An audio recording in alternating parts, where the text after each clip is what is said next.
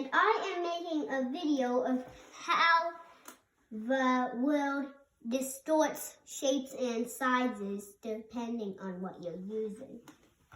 See, here is a map that's not even correct. It doesn't show anything that's true. Greenland is 40 times smaller than Africa. On this Mercator projection, it looks way bigger. Okay, so Alaska is about the same size as Mexico from up down, but look how it's way bigger than Mexico. Now, take a look. Australia is about the same size as USA. Look how much smaller it is. Now, take a look at these other few mentioned places. See Russia. See, as you probably know, Russia looks like that, right? So, it looks way bigger than Africa. It's bigger than South America, Antarctica, and Australia, but it's not bigger than Africa.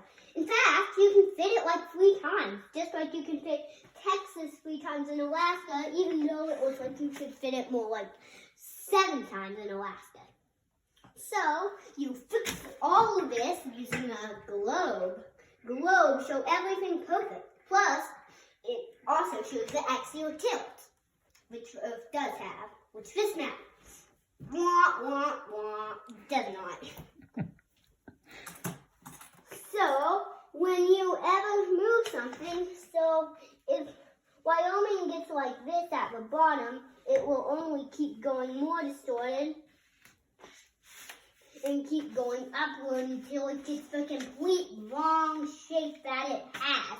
See, as what Wyoming looks at, it's a perfectly square shape, so it always distorts and distorts and distorts. The true size dot, and at the end of this video, we will later mention about a .com that we can use, but for now, let's keep talking. Greenland, as you can see, is here on the globe. So, and look how much bigger Africa is. The African Union, basically. So, for example, now look at Alaska compared to Mexico. It looks similar in size. Solves that problem. Look at Russia. Even though it's bigger than South America, Australia, and Antarctica, look at comparably how it looks fittable into Africa, just if you bended it a little. Australia looks the same as the United States and Alaska.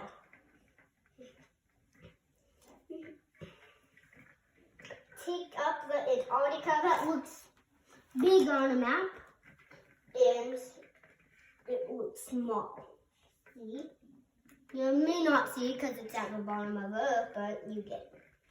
And Europe may seem bigger, like Norway being the biggest small country, like Finland being Mexico size, which is not correct.